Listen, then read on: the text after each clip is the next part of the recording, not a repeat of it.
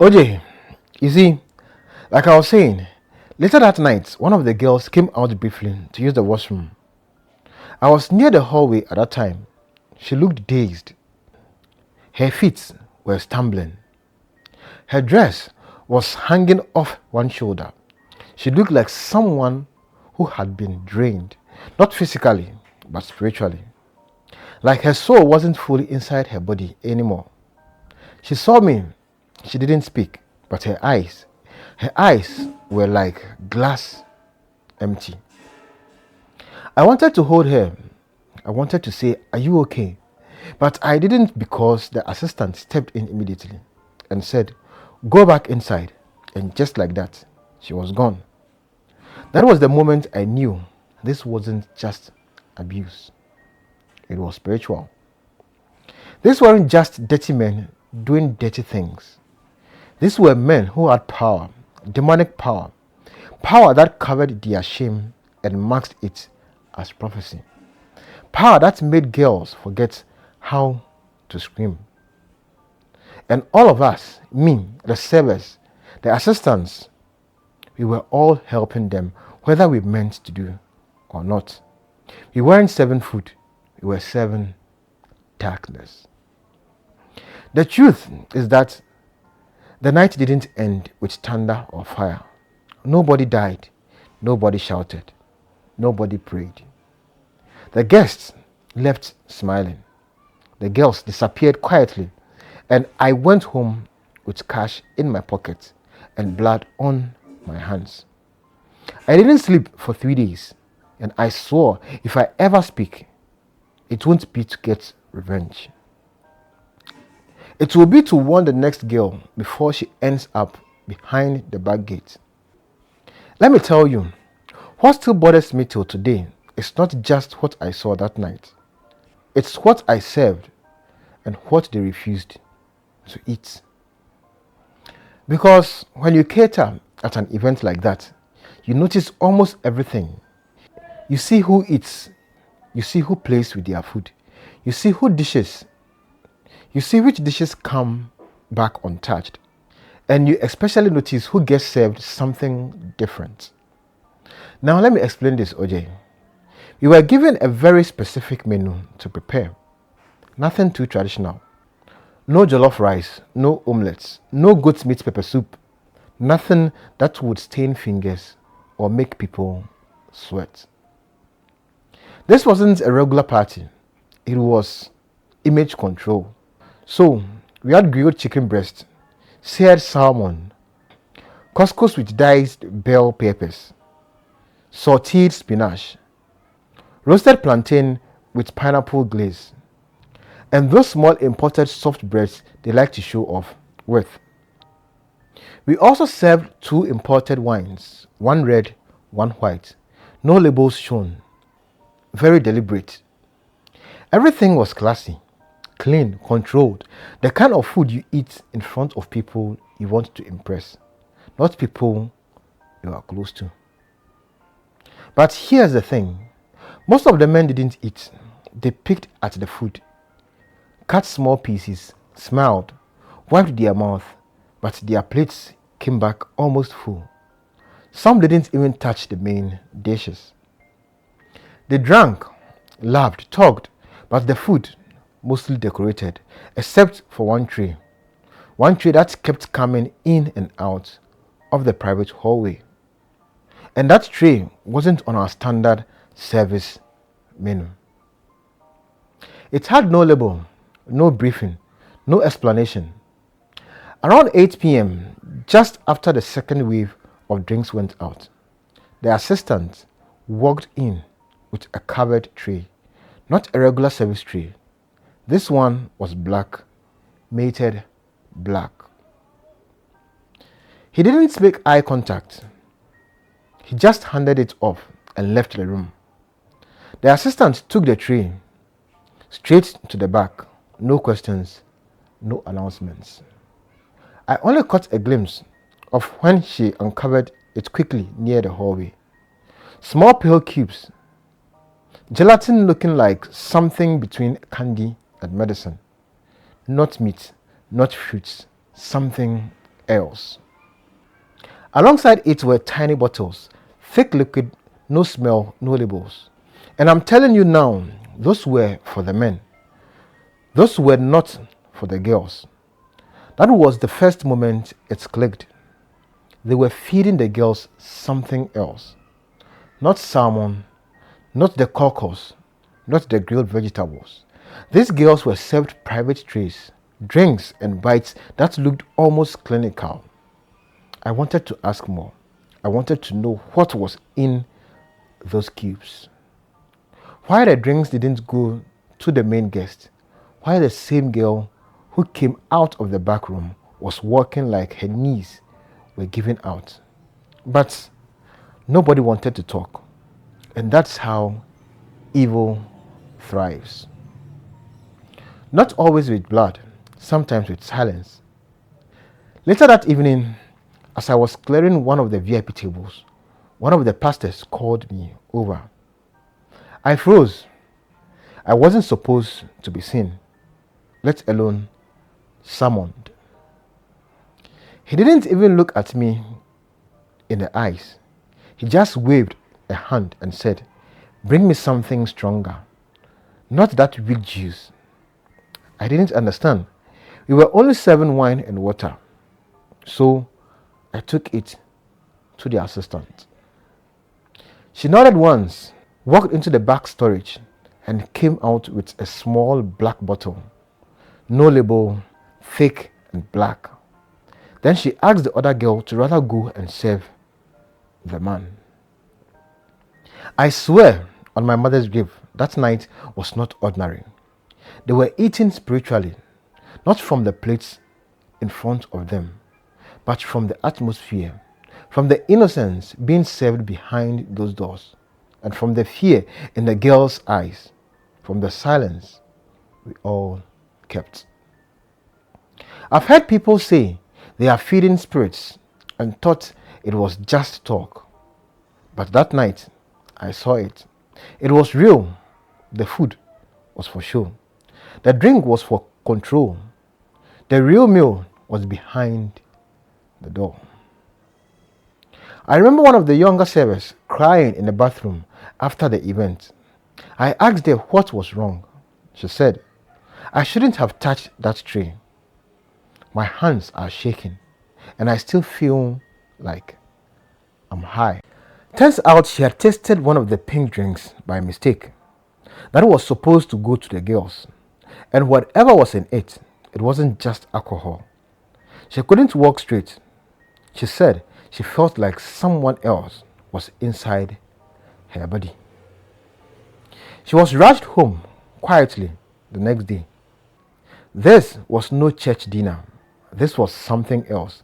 And the food they didn't eat. They told me everything I needed to know.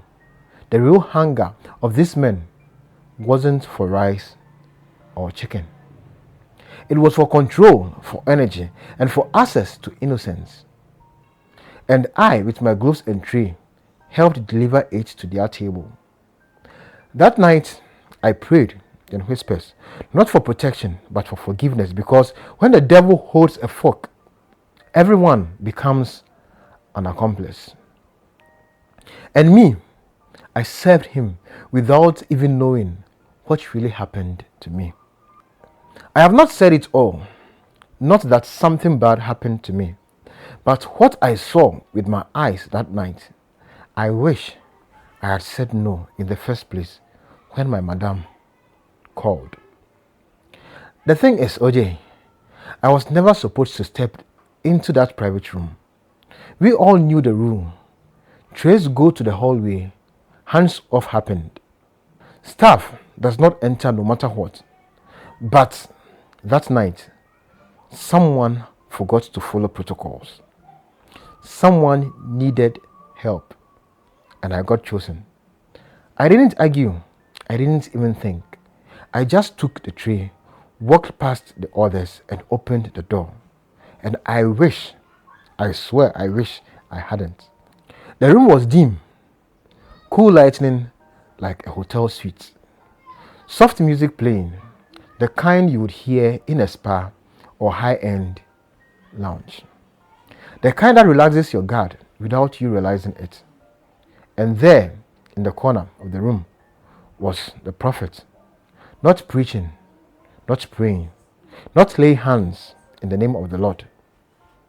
He was sitting on a leather couch, shut halfway, laughing, and next to him was one of the girls. She looked gone, not gone like missing, gone like empty. Her eyes weren't red and glossy. Her dress wrinkled. She wasn't even spitting.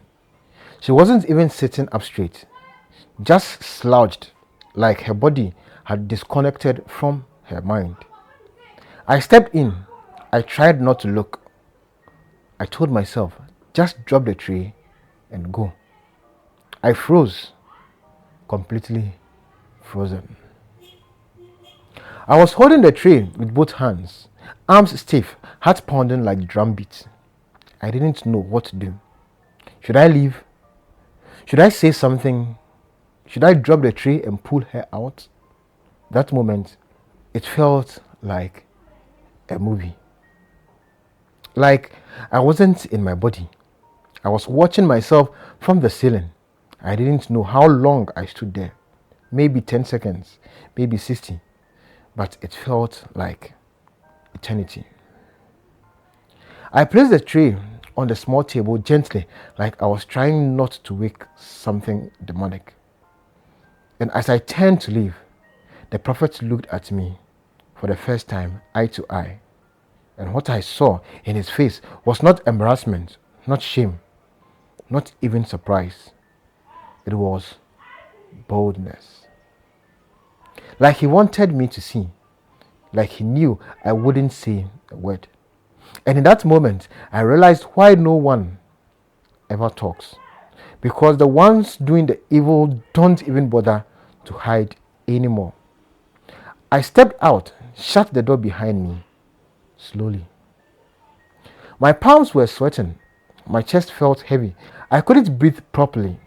One of the servers saw me and whispered, "Are you okay?"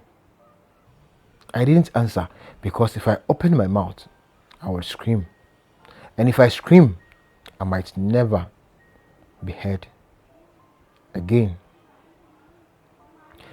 And to come to think of it, these men have protections from the police and all of that. So they don't fear of what they are doing to innocent people. So if you ask me, why didn't you go to the police? I will also ask you back, which police you think these men don't have them in their pockets? Somebody like me, a lady with no connection, no backup, no proof, going against a man who can fill stadiums with worshippers, a man with police escorts. That's suicide.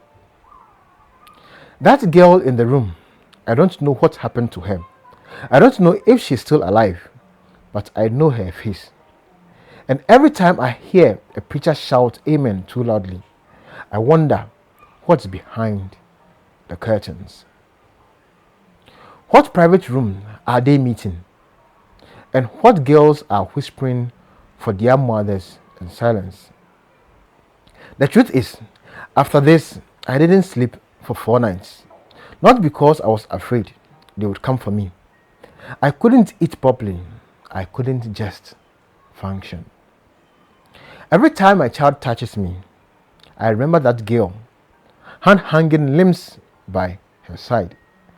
I knew I had to speak to someone, anyone. So I went to my boss, not some stranger, my direct madam at the kitchen firm, a woman I had worked for almost 3 years. I asked her, "Madam, do you know what happened in that house?" She looked at me over her glass like I was asking for salary advance. Then she said, "Yes, I know." Just like that. No emotions, no surprise, no denial. I was stunned. I said, "You knew and you still accepted the job." She said, "My dear, this is Nigeria. These things are above us. She said it like it was weather, like if it was normal.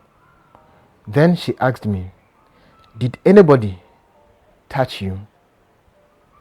Did anything happen to you personally?" I said no, and she nodded. "Then take your money and move on." I left her office with a brown envelope full of cash and a stomach full of sickness. I wanted to vomit, not from the money, but from the way it was handed to me, like hush money, like silence was part of the agreement. That was the day I decided to leave. I didn't quit that same day. I had bills, rent, a child in school, but the soul inside me was already gone from the job. I stayed 1 more month, did 2 more events, and then told them I was moving to another city. I wasn't. I just couldn't carry plates to the devil's table anymore. And you see, OJ, sometimes when I try to pray, I feel like I'm praying through a wall made of secrets because I helped feed something I didn't understand. I served it, I witnessed it, and I walked away quietly. So this is me walking away. This is me saying I was there. I saw it and it broke me. Maybe my voice won't change anything. Maybe the prophets will keep flying their jets and renting their girls. But at least I won't carry the silence anymore. This is Anonymous OJ, and if you are new here, I would like you to like, subscribe, share, comment, and hype this channel. And tell somebody about your Anonymous OJ. I'll see you in our next confession.